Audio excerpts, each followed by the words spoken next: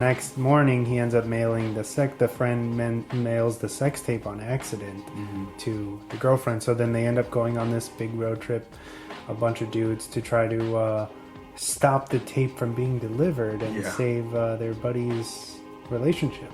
And it's a great film. The shenanigans they get into on the way are hilarious. The old man with the boner is still the funniest thing of all time. That was directed by the guy who did Joker, believe it or not. Tom Phillips. Yeah, Todd Phillips. Todd Phillips did Road Trip. Wow. Boom. Mind blown right there. Do we even need to do the episode now? I don't know. Wait, guy has rage. Does he do a cameo in this one too? You got me on that one. I don't know. Because I know he every movie he directed, he always drops out. He does the Mel Gibson shit. Or M. Night Shyamalan. I know in old school. Shyamalan. He's a gangbang guy. Did you ever see Euro Trip? Euro Trip is also a really good one. I like that one. Still, these are old movies, guys. I know. But that's the thing. I don't think these movies would be able to exist. Work. They wouldn't be able. In the Me Too era, there's too much stuff going on right now. I mean, everyone's scared to make comedy. Yeah, everyone's afraid to hurt someone else's feelings or to do something that people aren't gonna, a majority of the people aren't gonna like. And I think those are those types of movies. Same thing with like American Pie. American Pie, you can't really do those movies again. I hated those like bootleg ones that they came out. Like the DVD, Naked Mile. American Pie presents Bandcamp or whatever. It became like Animal House. Yeah, like National Lampoon. Yeah, National Lampoon. But not good. Those were not good. There's like straight to Redbox. It makes you really appreciate those 3 movies that we did get. Yeah. Those are pretty solid comedies if you're into that type You didn't like comedy. American Reunion? I did. No, I did. Is there 1, 2, 3, and then Reunion? Yeah. American Wedding, right? 1, 2, American Wedding, and then the Reunion. Okay. It was good. Would you want to see another one? I don't know. I'm sure, like, some of those people could use a check. I'll say that. What's her name? She needs something. Sharknado's done, so. She made her Sharknado movie, or her money from that. A lot. Yeah. Right? 9 of them. Crazy. Those actually have a Blu-ray box set, I think. Really? All of them. Sharknado. I remember in Deadpool 2 when he sees Cable and he's like, "What Sharknado are we on?" Oh, guys. So watch Road Trip. Yes. It's awesome. None of the not Road Trip 2, just the original. What's it called? The beer pong or whatever. Lame. All of those, so bad. What was the Road Trip beer pong? Yeah. Oh, I didn't even know there was. That was the subtitle. Sequels. Yeah. Okay. Like waiting and with still nobody, waiting. with nobody that's from the original. Yeah. It's lame. It should be. I know it might be on Tubi or one Road of those. Trip? Yeah, or one of those streaming services. Nice. I'm off tomorrow, so Yeah. boom. Look it up. Road Trip. Google it. It's a good one. Are we done? Yes. 5, 4, 3, 2, 1. And now for the movie focus of the week. All right. This week I chose Freddy Got Fingered. Yeah. First of all, probably everyone's like, why did you pick this film? This is the most random shit you could ever pick in your whole life. Well, it's because I just saw him before this pandemic outbreak. I was lucky enough to see him do a stand-up set. Awesome. At the American Comedy Club downtown. And let me tell you, we got there early. We got great seats. We were right up front. And this guy does not disappoint. He's funny. He's got the Canadian humor you would expect, and he's very good at playing off the crowd. Where I think he did 2 sets that night, ours being the last one, and you could tell that he really makes every interaction genuine, and I really love that. And he actually did. He when he came out, because they always have an opener, right? He sprayed down the mic with Febreze, and that's how he starts the set. And he goes, "You can never be too careful." What's up, guys? Man! Wow, it was so surreal seeing this guy that I feel like he is like, I started loving edgy humor because of Tom Green. You know, as a kid, watching the Tom Green show religiously, he was arguably one of the biggest comedians back then, modern comedians back then, I think. Yeah, and that's why I thought it'd be fun to pick his this is the first and only film that basically was the main star. Yeah. He's co-starred in films, but this was like directed, written, and starring Tom Green, and it's a wild ride. God, it is a wild ride. I wrote up a little intro for it if you guys want to hear it. Let's do it. Real quick. All right, so Freddy Got Fingered. It's rated R. It's from 2001. It's obviousobviously a comedy. It runs at 1 hour and 33 minutes, and it's got a whopping 10% on Rotten. I saw it today. It's directed by Mr. Tom Green, written by Tom Green and Derek Harvey, which is his buddy. It's starring Tom Green, Rip Torn, who passed away this year, I believe. Either this year or late 2019. So RIP to him. Dedicate this episode to him. He's really a big part of why this movie is so great, for sure. Also starring Marissa Coughlan, Julie Haggerty, Eddie K. Thomas, and the always amazing Harlan Williams. The movie follows 28-year-old Gordon, who is pursuing a lifelong dream of being a cartoonist. And basically that's the movie in a nutshell. Right. Him pursuing his dream. In the late 90s, the world was taken over by rising star and comedian Tom Green with his hit MTV series, The Tom Green Show, which arguably paved the way for other reality prank programs like Ashton Kutcher's Punk'd and the massively successful Jackass. With Tom's unlikely success and his sudden stardom, he was given the money to develop his very own film, which we all came to know as Freddy Got Fingered. He had the opportunity to direct several different films at this time, but really was only interested in creating his own vision. Being extremely cutthroat and relentless in bringing his vision to the screen, everything fell into place when 20th Century Fox and Regency Pictures bought the film and agreed to let Tom direct. However, the film was largely altered, with scenes and characters completely scrapped due to poor test screenings. Wow.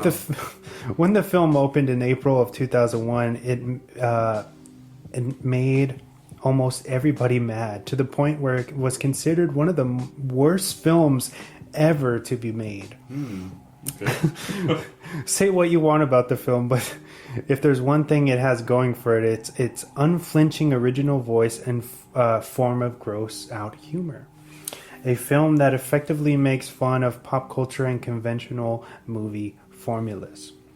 It's a wonder that this film would essentially break even at the box office, while Jackass would not only be a success story with the first film, but then it ultimately spawned all of these sequels, and they did,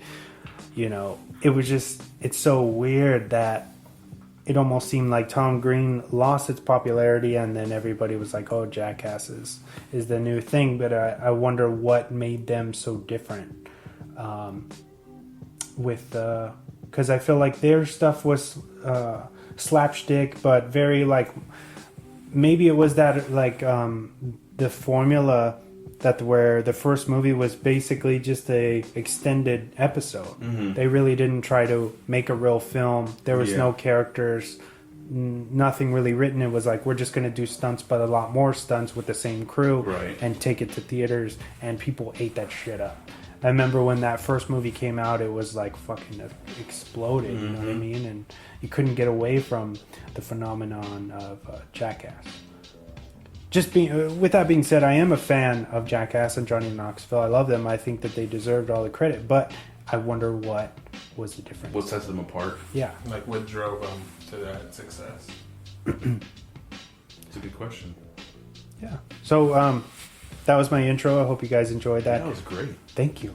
What did you guys think about this movie? I know you haven't seen it in a very long time. You didn't remember it, so I'm really curious. I don't want to drop the ball in this episode. This is a very good pick to really dive into this, right? I personally haven't seen this probably... I'm 29, so I probably haven't seen this in 20 years? Over 20 years, probably. I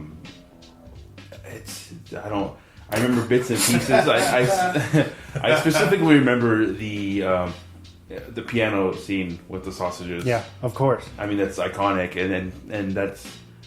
I think that's really all I remember from that Daddy, movie. would you like some sausage? Yeah, Daddy, would you like some it's sausages? so weird. The whole movie.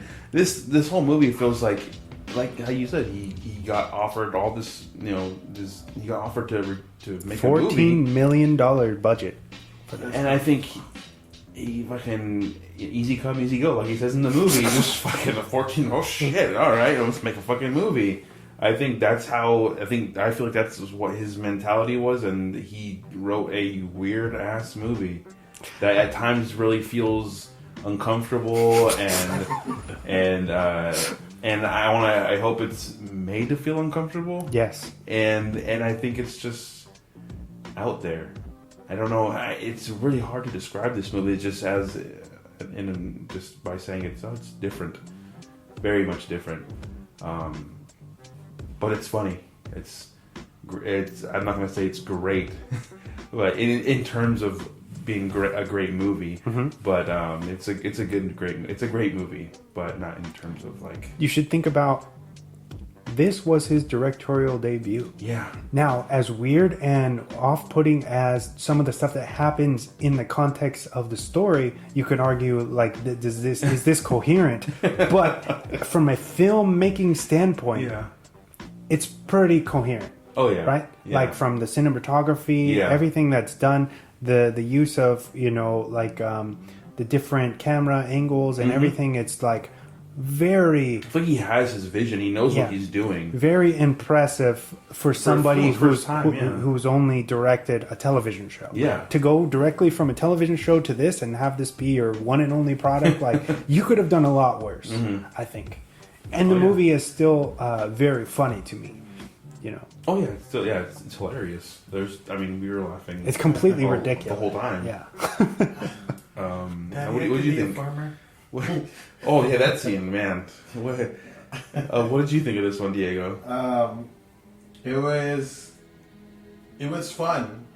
I haven't watched this movie in a very long time. I think the last time I watched it maybe like 5 years ago. Okay. That was because I was on MTV.